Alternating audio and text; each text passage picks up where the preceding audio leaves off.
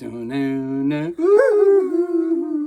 Jackie Blue, where the wind of Jackie come true. Cheers, everybody. Cheers, everybody. The return of Coffee Dave. Got a whiskey in my hand. Whack-a-mole number 194, I believe. Is it right? 194? You don't know. I thought it was in 93 or 94. I wasn't sure. It's in the 190s. Coffee Dave has been MIA. He's been out on patrol. He's been out on location. He's been on assignment. Chilling, drinking, relaxing, and maybe boarding. Yes, and we're having what were we having here? What we're having a bourbon. What was it? Woodland whiskey bourbon. Is it a wood bind? What was it? Woodford. A Woodford bourbon reserve with a big. I have the San Francisco glass. You can't really see the cities there.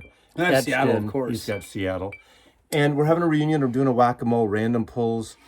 Usually you do 5 random pulls. Now, when I have a guest, as you saw my last one with my friend from Leeds, we just kind of talk about records and pull them. And we were talking in the car because we went for Mexican food in Georgetown, part of Seattle, to Fonda La Katrina. I advise you to go there to the best Mexican food in Seattle, in my opinion. And a lovely atmosphere. Yeah, it's good. It's got a good vibe to it, definitely. Yeah, and on the way back, I have Apple Music now. I'm not a streamer, but in my car, I got to deal with TV and Apple TV and stuff. So I said, Siri, I shouldn't say it here but I said, why go with I said, play Yacht Rock. And we listened to everything from. We got sucked in. Yeah, we did. I mean, it's pretty easy to get sucked in. Ozark Mountain Daredevils. I don't remember any other song by them. Do you? I mean, do you? No, I thought there were maybe a one-hit wonder, but maybe I'm wrong. I know people out there will probably correct me right away. But as a kid in the 70s, as you know, because I'm, but Yacht Rock is sweeping the nation now because this documentary on HBO Max, and I saw it, and it's actually really good, better than you think. And no joke aside, Michael McDonald becomes the hero in the documentary, and I have a whole new respect for him. Out of my eyes, yes, it's perfection and grace. It's a smile on my face. I still will say, no, despite tonight when I chase the dragon, despite them being in the documentary or not, they're the genesis, the egg. They're like, remember? Did you ever see the movie Alien? Remember those eggs, and they come out and they like. Wax onto your face. Yeah, you have the laser level down below, but it's like kind of foggy, and then all of a sudden you're putting your face further down because you're so curious. Because you're ridiculous. Because the director tells you to. Because it was Ridley first, and then Cameron. But I still am the believer that Steely Dan is not Yacht Rock. They're the genesis. They're the incubator. They're kind of like the godfather of Yacht Rock, but they're not Yacht Rock themselves. Oh, really? The artist came out of that. But kind of like saying, now I have an argument with my friend Todd about this, kind of like saying Neil Young is considered the godfather of grunge, but he's not a grunge artist. But to his credit, Todd says, yeah, but that was 25 years earlier too. He did tour with, Sonic Youth and all those people back then, and they because that was their mentor folk. So I guess that's, you could say, yeah, there's a connection there. I don't know. What do I know? All right. But I mean, as far as... I'm going to pull... okay, I'm going to start with this record. No Seals... Well, we were listening to Seals and Croft earlier, just Summer Breeze. Again, it's like, Michael McDonald, we'll go back to him. Okay, this song came on in the car under Yacht Rock, and I never considered them Yacht Rock, but this is when they had their MOR, middle of the road period, and I actually worked this album. You know what working an album means? You mean you were actually working on the album? Promoting the record. 1978, 79. ABC Records I worked for. And I was always a fan of Poco since Jim Messina, Richie Furay started the band. They were on Epic Records. But they were on ABC. They never had a bunch of hits, but they made great records, I will argue. But you're showing this, but there's a Yacht Rock connection, obviously, between Messina and Loggins, because Loggins, and so, but I don't know if Poco could be, anyway. Well, he's on the Apple Music playlist.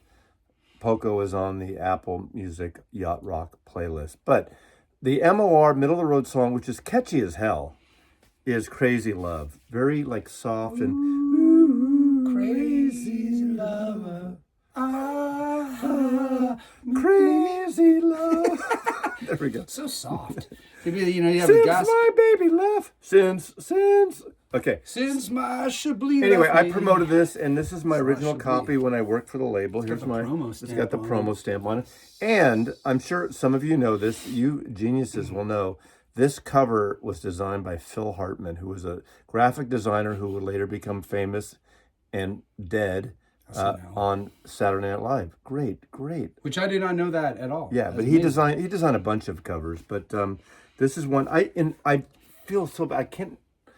I lost. I had a lithograph, a large lithograph, beautiful archival paper of this image signed by all the members of Poco, whatever, for ABC. And it got lost in the move when I left San Francisco, unfortunately. Legend, a pretty good record. It's not my favorite Poco record.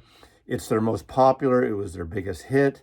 But Deliverin', the live album they did, and Good Feeling to Know, and the early Poco records are great. Now, here's a little trivia question. The band was originally called Pogo. And you know why they changed their name? Because it's not a stick. Because it's not a stick? I don't know. I mean... Because there was a cartoon, like a comic strip called Pogo. And the comic strip people sued or syndicated. You mean like the Sunday paper? Exactly. Pogo. Yeah. So there we go. Country rock, better than the Eagles, you decide. Are you going to pull some records too? Oh man, they're so well. No, I mean this is. We're not doing a random pull here because we're having a guest, but let's pull some things. Yeah, I mean, it doesn't have to be yacht rock. Well, I mean, I'm looking at again. I mentioned while I walked in. Real fast, and this isn't something, but this is something that I'm real fast gonna have to pick up. I didn't realize the Carl Stalling, real fast, but that's, real fast. Real fast. That's it. Just tell them what it is. Well, it's a Looney Tunes, right? Kind of like it's conductor. Oh boy, I'm gonna trip over myself on this one. For the Warner Brothers, like the Bugs Bunny, Elmer Fudd. Yeah, just all the cartoons, all the animation back in, the Warner Brothers years early on. So it's really good. Something that wasn't available is only available on CD, and I think even that went out of print. There were 2 volumes. Too. Yeah. So now I guess Mazzy of course knew that it was going to be available. Record Store Day, Black Friday. And then now here I am. I'm going to have to add that to the collection. Hikes. I tell you, it's like a never-ending thing, but can't say you don't like it. All right. Now, I just pulled these, and I pulled these on purpose. Doubles. John Simon. And a John Simon with the Japanese, they call it obi. Now, these 2 records, I've showcased his first solo record, Journey. This is his second record, Journey. This is his debut, just called the John Simon album. On Warner Brothers Records. Warner Brothers was the coolest label because they would put out records that no one really bought that were kind of cool. Think Van Dyke Parks, think early Ry Cooder, Randy Newman. What era?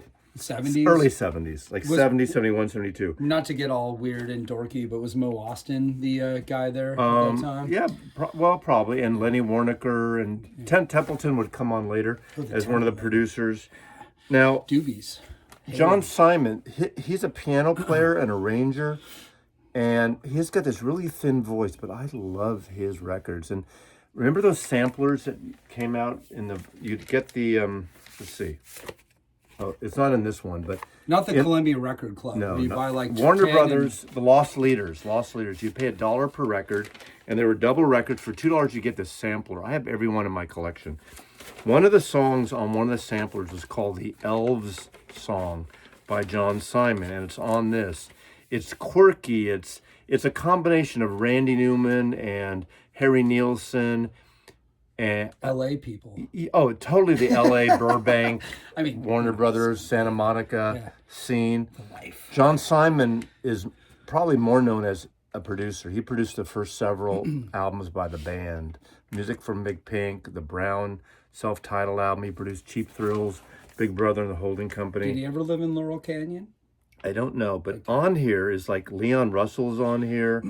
John Hall, guitar, who would later take his shirt off and be on the cover in the band Orleans. Remember Orleans? Still the one. That would be like. Still the one. Wouldn't that be? That would be like yacht rock, wouldn't it? I'd say it's Bobby Keys, Richard Manuel is on here from the band, obviously. They've incorporated so many different bands into the yacht rock genre that never really.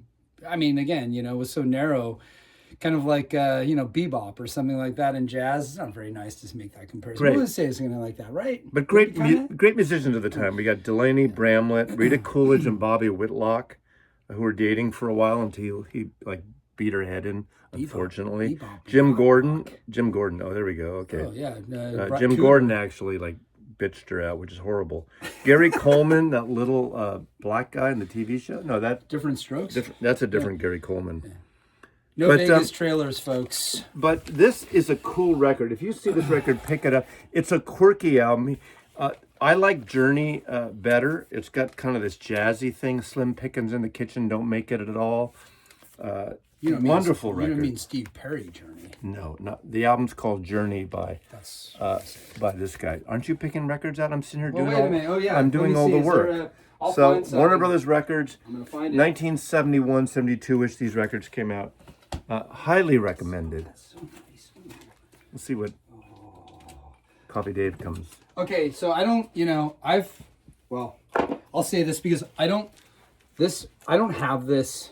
Oh, I know some of you probably do, but anyway, the re-releases on this label, the Bluesville, and I think, is it part of Kraft? Yep. So anyway, all the stuff that I've got from these guys on the reissues are just phenomenal. And I don't have this one per se, but I have a couple other ones. And, being the dude that I am, I don't know everything. So it's like I'm introduced to these releases through the re-releases that come in, and all of them sound amazing. So I don't know. I'll have to try this. I'll have to listen to this, but I know it's going to be phenomenal.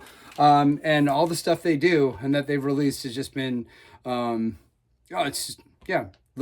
it. So anyway, I'll have to add this to my listening. To his list. We're influencers here. I'm even influencing I'm going to say Dr. Robert. Excuse me, Dr. Robert. I apologize. I haven't had a lot of the guests lately. No Coffee Julie, no Coffee Dave. The archivist hasn't been in here for a while. It's good to take a break. It is. This is a great album. This is my copy from about 1975. And this is Macklemore Avenue, of course, from Stax Records, Booker T and the MDs. God, we did have we're a little buzzed here, okay? Well, here's the thing, real fast. You just said Macklemore. We're not talking about the rapper. Macklemore is the Seattle rapper. Yeah. This is Macklemore. Yeah. Macklemore Avenue. Booker T and the MGs. Great band. Of course, here we go. This is songs from Abbey Road, not the complete Abbey Road covered from A to B or from Come Together to the end to the end or till Her Majesty. This has like a medley of Golden Slumbers, Carry That Weight, the end, Here Comes the Sun. So it's a wonderful kind of soul funky cover album of songs from Abbey Road, and this came out. And it's even got the whole sort of Oh yeah, look at motif thing. How great is that? This has been reissued several times. Again, this is a mid-70s copy. This album probably came out around 1969 or 70. I don't even know. The finest label. What year did this come out? Doesn't say here. I'm going to say 73. I don't know. You will decide and you'll put it in the comments because we're not looking stuff up. But of course, Steve Cropper is one of the remix engineers on this. Was Duck Dunn there?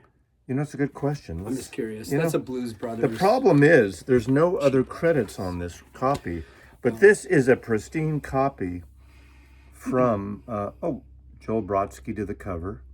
But of course, it's so influential. I mean, Abbey Road. How many times have Abbey Road, Sgt. Pepper are probably the two most parodied covers of Beatle records. Yeah. Okay. This I just found because, I do not have this either, but it looks kind of amazing. Sonny Rollins is always, you can't beat any of his material over the years. I always think of, I know a lot of people, probably Village Vanguard sessions, that kind of stuff, Impulse. But I mean, not even that. I mean, he was on, Sonny Rollins is a legend, obviously. And so this 59 European tour recordings looks kind of amazing. I don't know. You can just, it doesn't end. There's so much besides the Blue Note stuff. I don't know. Huge fan, love him to death. Just keeps going, doesn't stop. Okay, from 1983, George Clinton. I'm thinking is this a Warner Brothers? Oh, this is George Clinton on Capitol Records. I forgot about that. Now, the Warner Brothers stuff was, I had a friend or an acquaintance named Tom Vickers. If you're watching, Tom, or if someone out there knows Tom Vickers' brother I knew, Tom and Bobby Vickers. Bobby Vickers created this character in San Francisco that every Christmas still comes out and does this parody of a lounge act, Buddy Love, like the Buddy Love from the Jerry Lewis movie, Jekyll and Hyde, what is it called, Nutty Professor. But Bobby Vickers in the 70s into the 80s became the publicist for Parliament Funkadelic and George Clinton. And he must have great stories, a massive collection. Westbound Records. Yeah, well, that was. But that's the later, first, right? the first Funkadelic stuff and Parliament and the mix and Detroit, but Michigan. The Warner Brothers stuff, obviously later too. This record I picked up recently. I found it somewhere, and it's kind of I don't know if it's rare-ish. I think I found this in Vancouver, British Columbia last year, earlier this year. I like this. Look at this great cover. I don't know it as well, but anything you pick up by, of course, Eddie Hazel's on here, which is he's one of my favorite guitarists. Eddie Hazel, yeah, one of them. Yeah. Not in any class or category. Bernie Wardell, yeah. He is a master. Bootsy Collins, one of the great bass of course, one funk of the players finest ever in the history of civilization. I don't know this record well in terms of songs and knowing the songs by heart. Sorry, I'm covering your face there. But I should think it's a cool cover, and it's something I picked up a really wonderful version of it. So did you know about this album before you picked it up? I'd seen it way back, but I never picked it up in the 80s. And, I picked up most of the Warner Brothers stuff, obviously Tear the Roof Off the Sucker, or Tear the Sucker Off the Roof, and that whole period. I realized this is in the George Clinton section. Most people would stick this with all the other Parliament Funkadelic records, but I haven't segregated, which is probably not the right term for my soul section, but that's the way it is. It's a separate section. Now, this is a total departure from all that too, but I believe this, from what I can tell, I think this is a Rhino reissue, and I have this too, so of course I do. But I mean, it's what a great album. Obviously, freedom of choice is fun. I mean, as a kid watching the videos on MTV, the freedom of choice video where they're the skateboarding in the skate park. I don't know if anybody had ever done anything quite like that before this album came out. At least not in a pop culture kind of a way that introduced it to people like on MTV.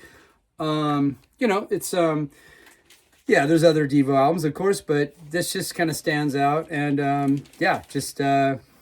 kind of in a class by itself, sort of now, awesome. Did you get that Rhino Hi-Fi version? I did. I got the same one on Rhino. It sounds amazing, and it's it's a classic. It's what can you say, man? It's Devo. What can you say about Devo, huh? I mean, are we not men? Brooks, Jazz Shit Brooks and I didn't mention him at the top of the hour. We saw Devo on their first show in San Francisco. Lucky you. At the Mabuhay Gardens, the Fab Mab. Lucky you. Mongoloid and the Satisfaction. It's probably right before they signed to Warner Brothers and they were putting out singles. It was just a great timing. Brilliance. They're brilliant. Okay, I have to do a reading right now. A love born once must soon be born again. A spark that burned then died, leaving cinders to be fanned by the wind and thrown to flame. Flames, the tongues impassioned in a monstrous burst. Tell me, friend, why do you stand alone from your own heart? The truth confronts me. The truth confronts you as the sea. Oh, crushing Townshend. without detail, impressioned and detailed, killing with love and power in God's name. Love conquers poses. Love smashes stances. Love crashes angles into black, so you without question know your first love. Is this last? Is this your last? And you will never, never live again. People, stop hurting people. All the best cowboys have Chinese eyes. Man, that's not a boys thing. Fucking love this record. That opening track is the bizarrest song. He's a weirdo. She'll always be by the public foot rail, a clammy tale. I just love the way he almost sings that song. Well, what's weird is that also it seems like he really kind of advanced from the Who, right? When he was doing his solo stuff, even though we know that he was saving the best fucking songs for his solo records when the Who, like Face Dancing. I said this many times. You hate that album. The album Face Dancing, I can't stand. And it doesn't even have the fucking song Face Dancing on it. That's on a solo record. But it's got all those, like, you know, the mosaic tile of, like, hand, you know, illustrated photos on it. It was like 1982 or something. It's got Kenny Jones as drummer, right? Those last ones. Oh, of course, yeah. Yeah, the Faces but guy. Like, okay. It's like, or, you know. Communication, Slit Skirts, North Country Girl, Yoo-hoo. Stop Hurting People, Face Dances, Part 2. Even Part 2 Face Dances on here. You couldn't put it on a fucking Who album, and you dare to call the album Face Dances. Well, it's like a different, hey, White City's just around the corner, baby. Yeah. You know what I'm saying? Like, but actually, I don't mind that album. But I love this record. This is one of those records that... I've got 2 copies of it. 1982... I just think it's a great record. You have 2 copies of this? I have 2 copies of the original, yes. Because I remember, you know, like if you ever go to a thrift store, you find them as like they're $1. It's like, hey, it's in mint condition. I got to pick it up. Anyway, yeah. So I found this obviously and just randomly, but everybody knows this album. And although I have not heard this is really shameful. I have this. I just got it. I think a couple days ago. I haven't listened to it yet, but I'm going to, and I know that just again, you know, a fine.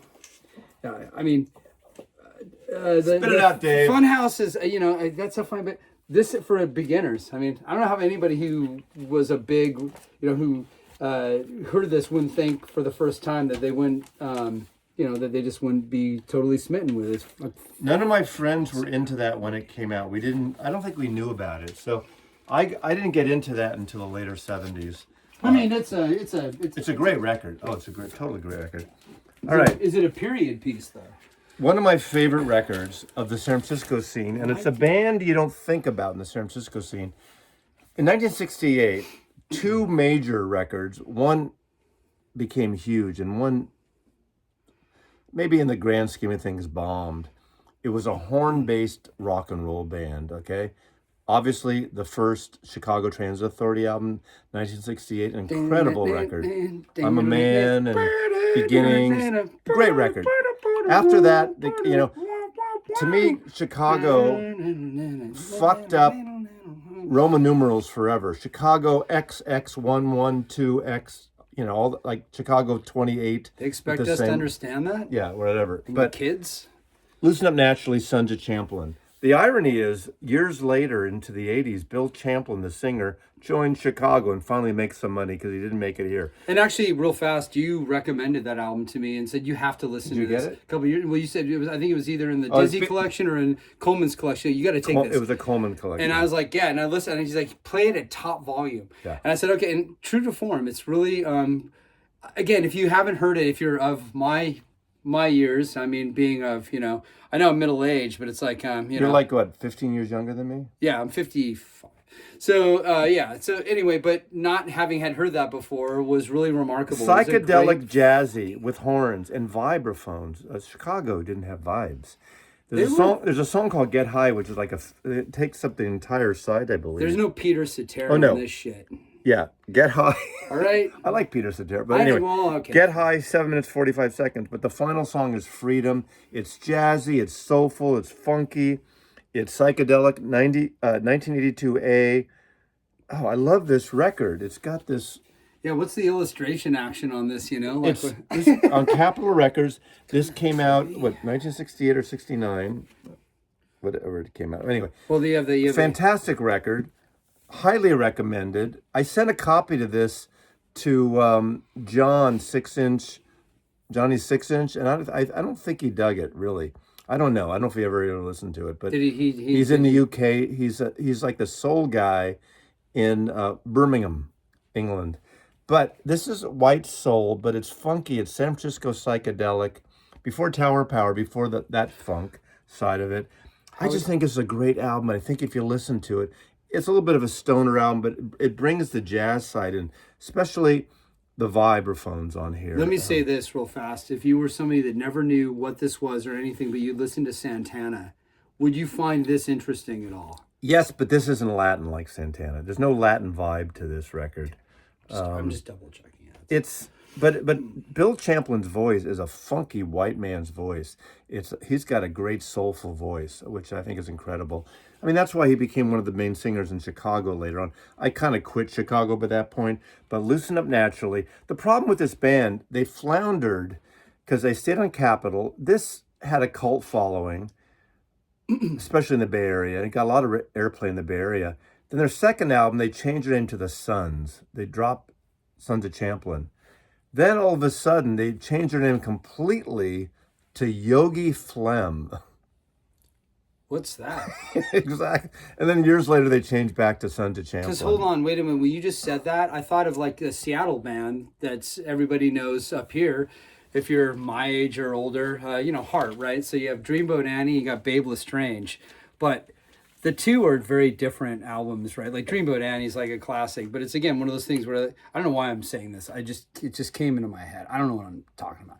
But it was just like listening to that 76, 77 versus, it's weird to have. So if you know, but you're in the know, that's great. But if you don't, that's also fine too. What did you just say? I didn't say anything. I just said, yeah. I'm drinking, the Ice Cube, by the way, is about a third of what it was. It's almost gone. Exactly. In fact, the beverage is almost gone. But I'm still looking because, again, this collection, you have to understand, the way Mazzy's curated this collection is phenomenal. I know he said a number of things. If you saw you guys have seen my collection, probably it's a mess. But I mean, at the same time, it's amazing. So I'm looking. Terry Reid, The River. Nice.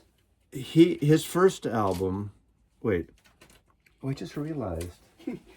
Where is it? Epiphany? Did you? No, No. Okay. Correction? This is a really good record. Bang Bang Your Terry Reid on Epic Records. This is produced by Mickey Most. And Mickey Most was the producer to a lot of stuff for Epic. He did the Donovan records. He did the first Jeff Beck records. He was hated, though, wasn't he? This thing. Now, he was the one. Terry Reid was the guy who was first asked to become the lead singer for Led Zeppelin. Okay. That's good they didn't make that choice. Well, maybe. Why? Who knows? Why? He's probably a better singer than Robert Plant. Sorry, Robert. Yeah, he's overrated. But this is a whole different thing. This is in the 70s. I'm thinking 73. This album came out, The River. Light in the Attic years later did an expanded version, which is pretty cool. But this is my original copy from 1973. Look how beautiful this is. I do not know that album at all either. I don't know it. It's really good. It's soulful. It's folksy. It's electric. It's not a straight rock and roll record. It's a special record. Have you had that for a long time? I had it since 1973. This is my 1973 copy. So I've had this for 51 years. I'm sorry I put the record in front of your face. No. I mean, yeah. There he is. The Light in the Attic record has this cover. That's what I was going to say. Have they reissued it? Well, it was reissued. I don't know. I mean, Okay, this is the reissue. Originals. This is the reissue that came out maybe 6-8 years ago. And this has extended songs previously unissued on the original copy. You probably don't need this, but this might be easy to get at a clean copy from Light in the Attic. It's probably out of print, but this is a really good record. It's a cult record, though. I think it's not as commercial as they wanted it to be, but it's on Atlantic Records, and it got airplay on KSAN Radio, the FM station in San Francisco. It probably didn't get a lot of mass airplay, But people who know this record love this record. Would you say that you could make any kind of vague comparison between, say like Lou Reed, Berlin? No. Versus, okay, I'm just checking if there's any kind of like. This has nothing to do with Lou Reed, Berlin. It has nothing to do. Why would you even think this has anything to do? Because like maybe New York, like is like one to later or earlier. I don't know. I mean, I'm just, I'm waxing, This is literally called the river. What's the river that runs through? Is there a river that runs through Berlin? The Spree. The Spree? The Spree is the river in, So it's, and then, Okay. I know, sorry, I just had to find this your real turn. fast. Yeah, this is all these series real fast. This is Robert Ludwig did all the mastering on this, which is the weird series that came out back in like 1979, 80. There's so many of them, and the art's very, a lot of people have a issue with the packaging, right? Like, I love those. Yeah, I mean, I think it's way better, as an example, than the Columbia Jazz Masters re-releases of the late 80s where they did that horrible framing around the album. They made it all 80s, late 80s looking. Shitty graphics. They, like Silent Way, Miles Davis, if you saw that cover and you had it framed improperly with this garbage around it, you'd not think that Lee Friedlander took that photo. But anyway, so these are like pretty great. I mean, it's like there's so many of them too. It's like Ben Webster, Bill Evans, just goes on and on, but they sound amazing. And the thing is that they're also really, really reasonable. And every time I picked up all the copies I've got, they're in great shape. They're quiet. They're good. I don't know, if you were looking at getting an intro into jazz, and you find these are always worth picking up, and they're always reasonable, and they're great. It's just that they're not, they may not be the originals or whatever, but they're lovely. So anyway. Okay, we're going to close out. Yeah. We're each going to pick one more record. I'm picking a promo copy that I got when my first record store job, well, a couple years into it, 1975, I got this promo. Look at that. This is a promo copy. This is German. This is like in the Kraftwerk, Tangerine Dream, obviously. In the, not Prague, it's electronic. It's kind of electronic prog. What do they call Kraftwerk? What's the word I'm thinking of? Krautrock. God, I almost forgot that. This is my favorite Tangerine Dream album. Now, I only have maybe 4 or 5 Tangerine Dream albums, and they run the gambit. They are not all created equal. Yeah, I know. There's some really and they did so good. They did the soundtrack. In my opinion, what's the soundtrack they did? The Sorcerer for the guy. Not Miles Davis. No, the Sorcerer movie from the director after he did The Exorcist. Yeah. The soundtrack, which is a great soundtrack. I have that, but this is called Rubicon. Again, it's a krautrock, ethereal, electronic. Really good record, and I love having a promo copy of it on Atlantic Records. It is, look at that, not for sale, white label, Rubicon, my copy, perfect condition. Well, it's notched and it's bent, but... When was the last time you played it? I played it since I moved here, so probably about 5 years ago. All right. But it's a very good album. It's my favorite. Of my knowledge, and I'm sure there are people watching that know a lot more about Tangerine Dream. I'm not going to pretend I know much about krautrock. I did also, it's funny, in 1973, one of the very first promos I ever got was the American version of Autobahn by Kraftwerk. So, there you go. And this is my final one right here, Dots and Loops Stereo Lab. Back in 1997, 98, they came to Seattle, and I saw them for this tour, and then I saw them for the Emperor Tomato Ketchup tour, which is I think 97, 98. I put this up there in the same period of time with Spiritualized, which is, I guess you could kind of call it like heroin music, but not really. I mean, they're Spaceman 3 and all. But anyway, this album and that tour, at the Showbox, I saw it. Just honestly, that's such a good show. And the keyboardist, she died in Paris, I think. She got hit on her bicycle and died. So it's really tragic. There's such, again, an odd band. I know everybody. A little French pop, a little loungy, cocktail music, electronic. It's so good. I went with Todd to see them about 2 years ago at the Showbox again. Yeah. I mean, I don't know wherever they played when they came to Seattle, but what a show. It was just incredible, and I loved it, and I love the band, and I forget about them because it was part of my youth when I was in the late 90s. So anyway. All right. I want to thank everyone. I want to thank for Coffee Dave. We haven't... I haven't seen him since the Seattle record show. Yeah. We haven't hung out in a while. We got busy. We haven't done a video in a long time. Yeah, I know. It's been like probably So Whack-A-Mole number, whatever, the 173 or 74, whatever it is.